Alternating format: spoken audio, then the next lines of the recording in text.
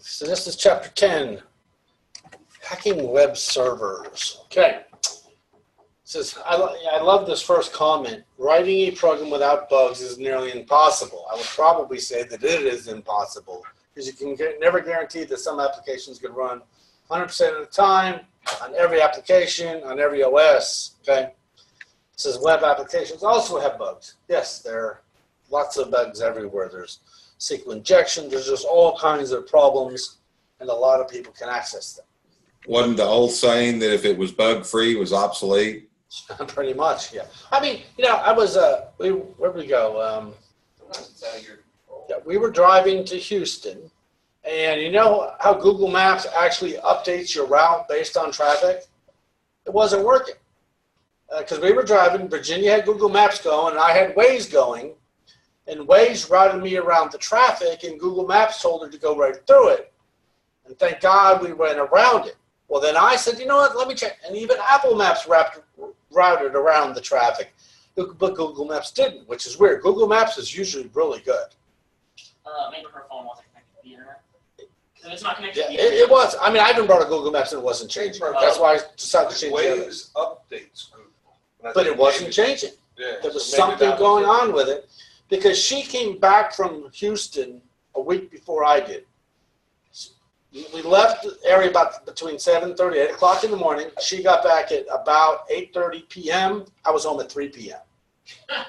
Yeah, it literally got me bypassed all the traffic. She got stuck in every traffic jam. It was crazy. So, I mean, that's a perfect example of a bug, basically. And I don't know if you know this, but Google, all their software is in beta. Did you all know that? So why is it in beta? Can't be sued because it's not an official release. So they'll even tell you all their software is in beta. So kind of crazy. Okay, so let's talk about web pages for a second. Static web pages use HTML, hypertext markup language. Some people tell me they can program in HTML. Maybe HTML5 is programming, but HTML, well, that's not programming. It's basically highlighting in Word. Okay, and they talk about, you know, things with forms and stuff like that. And you know, what a form does, it allows you to enter data. Instead of having a static page, now we have one that can take input and change and do all kinds of stuff. Okay, we've all entered on forms before. I'm going to take this code right here. If I can, actually, I'm going to get out of the view mode. I'm going to show you how easy it is to make a web page. So I'm going to take that right there. I'm going to, let's make a new file, new text file. I'll call it test.html. Yes, I want to change it, and I'm going to edit that with, we'll use TextPad. I'm going to paste that text right from the slide in there. Now you notice this thing says HTML. That means the start of the HTML, and here's the end of the HTML. Here's the start of the body. Here's the end of the body. Here's the start of the form and the end of the form. Easy enough? Inside the form, we have enter username. Then we have an input box that will accept text, and it's called username. Then password, and this one's called password. So I'm going to save this. I'm going to go back here, and I'm going to double-click on this file, and it should open up in a web browser, and instantly I get a form. So it's that easy to make a web page, and I can enter data in here. I can't hit enter. Anybody know why I can't hit enter? There's no submit. I didn't put a submit button on there. And you can add other stuff to it, like you can literally you add a title, then you can add other text. Hi there, how are you? Now, how do you make a carriage return? Anybody know? Break. BR is how you make a carriage return in here. Now you'll notice it'll, hi there, how are you? So the cool thing about, actually, it's not really a cool thing, but, so I'm going to go over here and put, you know, whole pile of spaces. What's it going to do to my web page? Nothing. Gets rid of white space. So that's basic HTML. I will tell you, in this field, it's always a good idea to know how to at least read basic HTML. Okay, you can add buttons on here. You can put a submit. You can do whatever you want. You can add paragraphs. You saw that was a line break, and this will be a paragraph. So now there'll be a blank line after that. Stuff like that. Okay. I made web pages for years. You know, it's just basic stuff. Okay, let's continue on. All right. So everybody okay on how to read that? Here's what the form looks like. Again, I just showed it to you in real life. And there's something called CGI. Okay, CGI is graphics, but it's also common gateway interface. It's used for transferring data. It's how we can program our web pages to do something. Because web pages by themselves don't do a darn thing. A static web page is worthless. Okay, it says handles moving data from a web server to a web browser and back and forth. It makes dynamic pages. The goal is to determine how data is passed between the two. You can see C++, Perl, scripting languages, all kinds of stuff. That's what we're going to talk about in this next section. Okay. Here's how you do it in Perl. You initially have to tell it, hey, I'm running Perl. Then you can print stuff. So that's a little bit different now. Depending on your web server, it's like if you're running Microsoft, you need to run something like active state Perl because it doesn't come automatically with it. If you're running on, Apache, it's automatically there. Right? So that's an example of what it look like in Perl. Some of the languages they talk about and the frameworks is Spring, JFS. There's just tons of them. There's a million different frameworks you can write with. And we're going to talk about a whole bunch of them here. Okay? A lot of third-party stuff growing in popularity there. And then they start talking about active server pages. Active server pages was initially made by Microsoft. I should say that in here somewhere. And that's what I originally wrote in. The original learning management system used at Rose State, the one I wrote, was actually written in active server pages. And it worked good for a little while until I stopped doing it. Okay, it says documents can be displayed on the fly. You can change data. It supports JavaScript. It supports VBScript. Pretty much replaced by ASP.NET, but it is still around. And it's really only supported on Microsoft web servers, even though you can get support on other ones. Okay, like it says about not all web servers support it, but there is ways to make it work on most of them. Okay, here's an example here. This is the actual scripting tags in here. Okay, the time and stuff like that. Time would be a variable you're going to display. Okay, I actually wrote an auction page way before eBay became ever popular.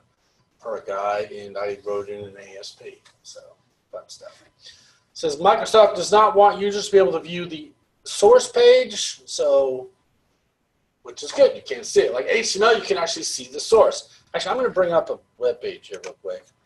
Okay, now you can actually hit, I think it's F12. You can actually see the code for this page, and you can see, where's the code? Oh, there it is. There it is. There's HTML. Doesn't it show the HTML in here? In the body. Why isn't it showing it? Should be showing the HTML. Well, either way, I should. Just right click on one of the elements and click inspect. Let's try. I know it's in there somewhere. Yeah, it's somewhere in that menu. I meant in the web page. Oh. It's showing me which element it is, but it's not showing me the straight HTML that. What's up right under the word element? Go to source. Go. So, yeah, there it is. Source. No. Source. No, go to elements and scroll up. See right above HTML and body? Just a little bit. See that little tiny section? Yeah, showing. Here? Right below elements, right here where it says body equals, da. Okay. And you scroll Oh, there. It's like hidden. There's a little Why thing can't I here. see that? Yeah, it's right there. I see it now. That's weird. We can't see it, though. What's that little arrow there? We'll try to make it come bigger. down? Well, we can Or kind of. right in? Yeah, it's, There's a little- okay, it is right there. We all seen what a page looks like. There it is. Yeah, it's there. I just don't know why I can't make it bigger. That's weird that it's in such a small area. But that's just the HTML behind it. Okay? So let's continue on. Where'd my thing go? All right. Apache. Apache is very popular. And let's do a quick search here. Let's search for, 38%. how many? 38, I think.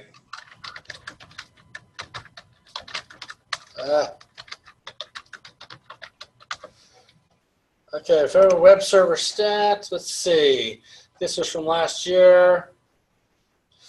How many got Apache? So it's the number of hosts. Where's the percentages? So here, Apache at 65%. Right now, we're down. As of this was 27%, but you can see it changes a lot. And I don't know what caused this change. Again, this was 2017. But it is kind of cool. You can say, wow, there's one. I didn't even know Google had their own file server or web server. Okay. And here's, Microsoft Apache is 27%. Those is based on the V8 JavaScript, like the node and whatnot. Nice. So Apache is very, very, very popular. It says it's another web server. It says they run twice as fast as many other IIS servers. Works mainly on Linux, but can also run on Windows as well. You can download it. It's totally free, and there's a lot of different versions of it out there. They call it HTTPD, which means daemon, which is a server. Comes with Kali as well. When I was in TU, we actually had to write one very similar to Apache. Mine was super basic, but it worked. Okay. Web pages, they have a lot of scripting languages. Mainly, you're going to see JavaScript. That's probably the most popular, but there's also VBScript. Okay. There's a lot of tools out there for scripting, and it really depends. It's not hard. If you know one, like if you know Perl, you can learn C, and you can learn Java. They're all pretty much the same. PHP is another very popular one. I haven't seen it as much lately, but it is very popular as well. And that's kind of what their tags look like in the middle there. They work on Unix and stuff like that. Here's an example here. So it's really just syntax. That's all you ever need. Just notice it's still HTML, but all the scripting components are PHP there. Okay. Cold Fusion. Now, I have not seen Cold Fusion in a very long time. Yeah, I mean, I used to write code in it many years ago. The only reason I did it because the company that had a Cold Fusion server required it, so that's what we wrote it. It's not a big deal. So I used to, let's see if it's still up there. Adobe used to do a lot bigger too as well. See if the site's even here. Is it really going? Wow. Okay. This was my company. I started this company years and years ago with another person, and it looks like it's now gone. Oh, that's crazy. But we used to do a lot of hosting for a lot of romance authors, plus a lot of places around the state. But yeah, one of them required Cold Fusion, so we wrote in it. It's I don't know, had its own special language, and it worked. What was really good about it? It had really good database connectivity, so that was a really good thing about it. Okay, and I haven't seen it in a very long time. There's what they kind of look like.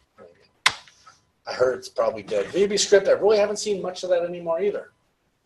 JavaScript pretty much took over, and Perl and all those other languages took over for it. So, okay, it's powerful.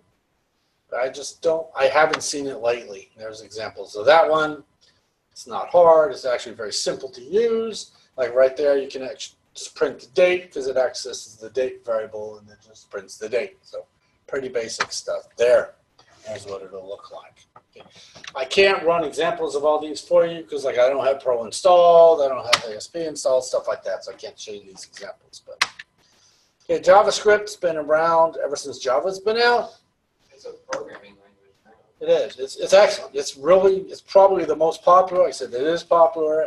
It does for branching, looping, testing. But what's good about it, which they don't mention here, it pretty much works in the sandbox. So you really by writing script, you don't have access to the local file system, so it's actually somewhat protected in that. It's protecting the user, so it's pretty good. And here's what that one looks like.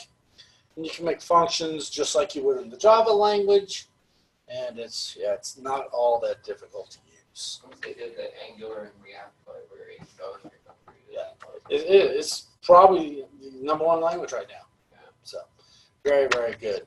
Here's examples of those. You can do all kinds of stuff with it. Databases. Connecting to databases is a big deal because that's how we get our dynamic web pages. If you think about it, you log into Oasis or whatever you guys call it. Is it called Oasis for you guys? Okay, you're scheduling. Obviously, that's connecting to a database. Without the database, it'd be pretty much worthless. So, it says most pages can display information stored on a database server. And depending on what you use, depending on the server and all the other stuff. Okay, use ODBC, Open Database Connectivity. And it's not that hard to do. You really just have to install an ODBC connector to your database type. It really doesn't matter if it's SQL or MySQL or Oracle or whatever it is.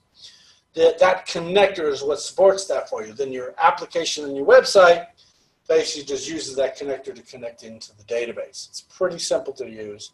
It's allowed to store data, or display data stored in databases. There's a lot of function calls built into it. It just works very well. Okay. There's a lot of databases out there. They have OLEDB, which is Microsoft's version of it. And I haven't used it in a while, but they're all good. I just haven't written any lately. So, all right, there are some examples of the different providers that you would use when you're connecting to one. Again, you don't need to know any of those, but there's just lots of them out there. Okay, ActiveX objects. I really haven't seen many using that either, but it's another way for an application to connect to a web server. You can make an ActiveX connection and then access a database in the same way. So it's really not that much different. Okay, says a lot of them before, used to design websites. There's a lot involved in it, and what happens is people can exploit this stuff to deflate your website, like Code Red. Did anyone ever see the Code Red virus? Bet none of you ever saw it, actually. Let's look up Code Red virus. Yeah, 90s, early 2000s, and what it really did was it replaced your website and said hacked by Chinese. It's hard to see there, but that's all it did. The cool thing about Code Red was it backed it up for you, so it renamed your files to backup files, added another one that said hacked by Chinese. So you just said delete theirs, rename their files, you back up in no time. So it's kind of cool that they did that. Chinese did it? Yes. And that was one of the first ones that the FBI had knowledge of ahead of time. So they notified, through InfoGuard and local places, that one of the major attacks was going after the White House. But all they ended up doing was changing the DNS entries for it, and they never got to it and it never went down. So, kind of cool stuff. Okay, but they can also gain control of user accounts. We're going to see, I'll tell you about another problem we had in here in a minute. OWASP, really good project. You can search it online. I think we see an example over here in a second. It's nonprofit. It's used to help find and show vulnerabilities. Okay. It says they published the top 10 risks, and here they are. Now, injection vulnerabilities, which we're going to see an example of. Cross-site scripting, I actually do a project in another class where we talk about all 10 of those. But OWASP tells you all about each one of these and always updating what the top 10 vulnerabilities are right now. Okay. Now the WebGoat project, which is really awesome. You can actually run it, and it's learn how to do this stuff. I mean, you can log into WebGoat, you can get an account, you can actually walk through some of the exploits, you can get your hands on with it. So it's kind of cool. So it's called WebGoat. Again, it's totally free. And you can see that. You can even walk through all kinds of stuff. Okay. Let's see, static testing. They have dynamic testing, which we're not going to cover too much on there. Some of the questions you need to ask. Does it have a database? Does the application require authentication? All these are the kinds of questions you need to ask to know what you want to exploit. And in a second, we're going to see the part I want you to see. It says attacks differ based upon platform. Oh, it was funny. I worked at a company, and we had an ISP. I can't remember the name of it. He was downtown Oklahoma City. This guy did, use Apache for everything, but he used nothing with default, so he would change everything. So the setter was called something else. HTTP directory was called something else. Var log was called something else. It was very secure that way, but very hard to use. Okay. The bottom questions: does the underlying platforms and components contain known vulnerabilities? We already talked, I think, we talked about the exploit DB page. We can look up exploits for different systems. I already showed you how you can find out what they're running for an FTP server and stuff like that. Okay. Is it configured to protect confidentiality? What's on there? You examine how information is passed. Just a lot of information you can get, from websites. And I want you to see this next part here in a minute. Authorizations react to checking a user's privileges, and developers have hidden fields in tables, and sometimes I've actually seen web pages where they have hard-coded usernames and passwords into tables, or use mail-to links, or just don't do things the correct way. Input validation is a big issue, and I had an issue with a database I hosted. I used VBScript, a commercial application, to host a shopping cart for a marine company, which I will show you here. Grunt.com. I actually made this initial website here, and all this shopping you can do was originally hosted on a website called VBScript. And believe it or not, they're still in business, which I'm kind of shocked.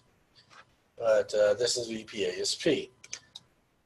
It did not do input validation correctly. What I mean by that is, okay, I was filing my taxes last night, and I had to enter the agency's ID for Oklahoma for, the different schools I work for and stuff like that. And they said, do not enter dashes. But I didn't read that the first time. So I was putting in WTH dash the number and dash the next number. And it actually validated that, went ahead and removed all the dashes for me. So input validation is checking what's being input and correcting errors, only allowing certain things, stuff like that. So you have to filtering, rejecting, and sanitizing users' untrusted input. Now, I wasn't trying to be rude the first time I did it, or mean, or try to break into the system. I was typing it exactly the way I saw it. Okay. It says validation problems can lead to disclosures, alterations, destruction, all kinds of problems, and SQL injection, which is on this page. This is the exact thing they did to take down the VBScript tables or database. What they did was, on the search feature, when you went into search for a product, rather than putting in the product name like hat, you put this in. And the way this works is, it says, actually, this actually input would probably work on a username or password. But what this is saying is select everything from the customer table where username is equal to whatever, or 1 equals equal to 1. Does everybody understand how ORs work? If you have an OR, what has to be true? One side or the other. So this will select a customer where the username equals whatever it's supposed to be, or 1 equals 1. So it's always going to be true. Okay. So this example is basically, you're always going to have the correct username no matter what, and correct password, which kind of sucks. But with mine, what they did was they selected one, and it basically says, where username is this and password is this, or 1 is equal to 1, and it just let them in, and it sucked. They stole about $400 worth of credit card numbers, and because once they got into it, they were still on the search page. They kept on the search line, started issuing commands to add users. Insert into table, username and password and all that, and set the rights to administrator and stuff like that, just by using the equals 1 equals 1. It's crazy. But when you're sanitizing input, what you really need to do is, remove apostrophes.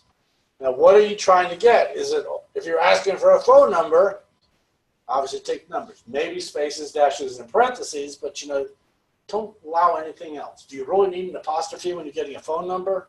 No. Do you really need to have that stuff? No. So you really need to sanitize it, but not just phone numbers. You need to sanitize everything. But you can go too far, okay? If you sanitize too much, you might be wiping out. A prime example of that was when Virginia started to teach here, she wanted to go to the gym. As a student, her card worked fine, but once she became a faculty member, it would no longer give her access to the gym. So they encode her card again, she'd get into the gym. The next day it would be wiped out. Well, they were sanitizing it to the point where your name could only be 15 characters or whatever. Your total length of your name can only be 15 characters. And her name used to be Van Berkeley. It was Virginia Van Berkeley. It was too long. So what they ended up doing was they were truncating her name, then trying to compare it to her real name. So they were taking the input and manipulating it to the point where it didn't match the real input, and then literally every single day they were having to add a card back in the system because it would replicate at night, and they'd be like, oh, that name doesn't match, delete. It was like crazy. So it's just tough, okay? And it's nothing you can, I don't know. It takes a lot of time, okay?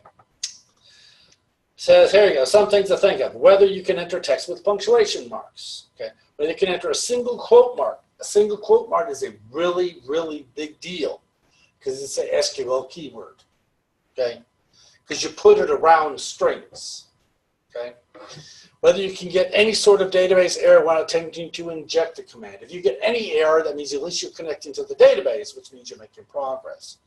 Sometimes a web application will give a tester no indication the SQL was run.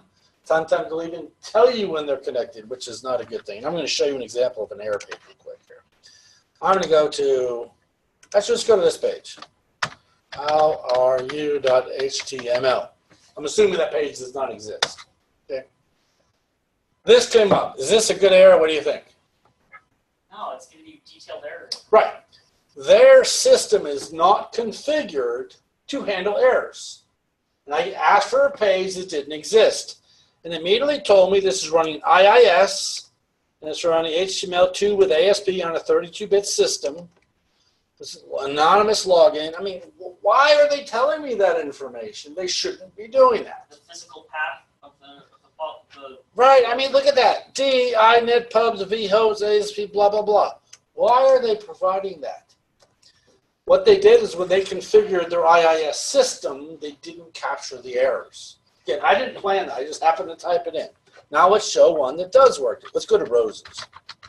Okay, we're at Rose's website. I don't know how Rose is going to do it. Let's see. Rose.edu/almost time to go home. Hopefully that's not there. Okay, that's a little bit better, but still you shouldn't be getting that. Let's go to another one. I think this one's good. Aerospace reports. I worked on this page forever, and I took care of them. This is Ken.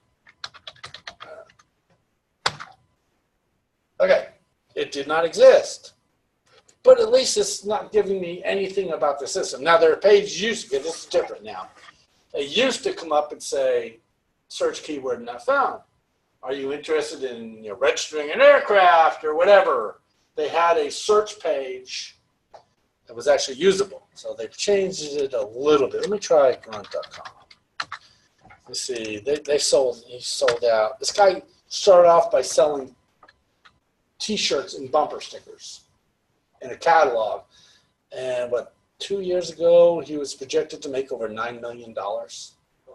And he just sold out, done, gone. They probably paid him $10 million to get out. Can you still do an injection on that? I don't know. Okay, well, this one's better. There's an error, but at least it still links me to some of the stuff. So which would you rather have? The one like VPSP that showed me the contents of the web server, basically, or Rose States, which just says error. But at least this one says, okay, it's an error, but hey, you know what? We can help you from here. So this is the way to do it. It's not hard to do. You just go into your configuration of whether your web server is and tell it, hey, if there's an error here, use this page. So it's not real hard to do. Looks like they're relaying it to NICWeb80. See that? I don't know what they're doing there. Okay. Interesting. Yes. But, I mean, it's tough. Because, it's hard to work with. And, and one thing to watch out for is, okay, Rose State, as of last week, switched to some new version of Oasis. I don't know if y'all noticed. I think I showed y'all the inputs a little bit. The pitch is different. It broke a lot of stuff. Like, I couldn't do lookups on students there for a while. And I couldn't, they got that fixed, but, they didn't catch everything. But so a lot of times you'll fix something, but it breaks something else. And the hard part is, how can you possibly test everything? And Aerospace used to have a better error page. Obviously, they don't anymore. So obviously, they updated something, but didn't update the error page. Okay. Error handling says developers can enable error or enable debugging which is not normally a good thing. Debugging can provide all kinds of information, can show you as the user. That's kind of what it looks like that VPA's page was, because it really gave a lot of information. That was a lot more than normal. So it's not, like I said, if it's on, it can provide a rich source of information. You know, we already know how they're, you know, it's just not a good idea. They should minimize the information shared with attackers, and we saw good examples of that. Cryptographic testing is using bad random number generators. Okay, there's a lot of books about cryptography out there, and there's a lot of books about gambling and how to exploit gambling systems. And they talked about, you know, random number generators and all kinds of different ways they do it, and it's just crazy. Using a weak method of encryption, okay? And it says an application doesn't actually enforce the use of it. Way back when I first made that Marine guy's website, his certificate expired one day. And my fault, I had to order new and whatever, it was going to take a day to get it. So we had the choice of removing the certificate, so we're no longer encrypted but allows people to buy stuff, or disable it for a day. What do you think you did? You went ahead and risked it. You went ahead and risked it, removed the certificate for a day. Sure enough, somebody was watching. Yeah, well, actually, no one broke in at that point. They didn't break in at that point. That point, they broke in later, which was crazy. But yeah, it's it's tough. Okay, an application doesn't actually enforce the use or use self-assigned certificates instead of purchase certificates. What do you think the difference is? Self-assigned or purchase? Really nothing. But self-assigned certificates is what the military uses. They're valid for the military, but when I connect into them, I cannot verify their authenticity because I'm not linked to the certificate authority for the DoD.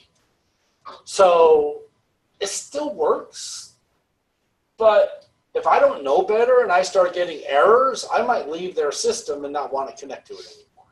You know what I mean? That's why I was getting embarrassed. Yes, you get them all the time when you connect to TRICARE and all those other Trying pages. to do that crap, yeah, I'll just come up with the air certificates. Not Right. What it is their certificates are issued by the military, and we can't connect to the military certificate authority, so we get errors. Now, if you research that error on the military's page, they'll tell you how to fix it. What you end up doing is you actually have to manually download and install the certificate yourself, which is not a good thing to do. I mean, if you know what you're doing, it's not bad.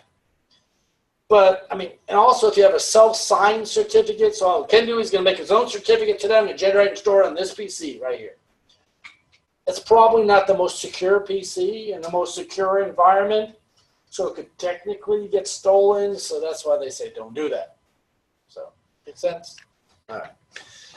Business logic, it says, refers to a flow a user is used. So, I love their example here. Before a wire transfer, user must first satisfy the requirement of having money in the account. Makes sense. They don't have fun, the transfer is halted. Whenever you're making web applications, same thing. Now, if someone's buying something from you online, you should probably check and see if you have it in stock or can get it. Probably check and see if their credit card number went through and stuff like that. eBay. I was reading a book about the origins of eBay. You know, when they first started eBay, actually for the first couple of years, they did not enforce paying at all. You know, the buyers or sellers, they didn't enforce anything. They just hoped people would. And they hoped the sellers would pay them a commission. And they didn't enforce it whatsoever. They didn't even keep track of it. They said they would just tell them, you owe us this amount of money. And checks started coming in, and they're like, sweet. And they literally did not track any of it for a long time. It's like, PayPal got involved. yeah. That reminds me of a guy that just sent random bills to Google and Facebook and they paid them. No, actually, that's happened quite a few times. Okay. So business logic involves utilizing creative ways to bypass these checks. Is there a way around it? Okay.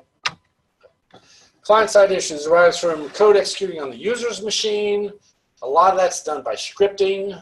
Okay, does the application store sensitive information in cookies or in an insensitive manner? Okay, so all right, tools for web attacking. It says after vulnerabilities of web server are discovered, there's tools out there, and that WebGoat's really a good place to play with some of those tools. They talked about them all in there. Okay. They all have vulnerabilities. No matter what platform you use, there's a security hole. We know about that. Okay. Kali has a bunch of them built into there as well. And then if not, you can always download new ones by using the apt-get command, which is basic stuff there. Okay. And Firefox and Chrome has developer stuff built in, which does the same stuff. You can use some of that there. Burp Suite has a lot that's built into Kali, which has a lot of stuff on there. Z-Proxy, didn't we talk about that in this class? About a proxy? I know we did, right at the beginning of the class, where we talked about how you could pause and change the data that's being sent back to web forms. I remember mentioning it. Okay, I remember, yeah. Well, what Z-Proxy does is, say I'm going to enroll in a class, and I go up and I select my class, and I'm using my proxy, so the moment I hit submit, the proxy pauses it and shows me the data that's being passed to the web server, then you can go in and change it. Okay. When I went through a class, we did an example. There was a site that was selling ski wax. And it's probably still this way.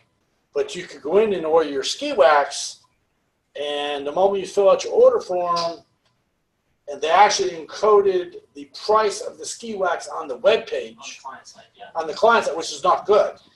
So then when you hit submit to buy it, you could use the proxy to pause what's sending back and manually change the prices to whatever you want.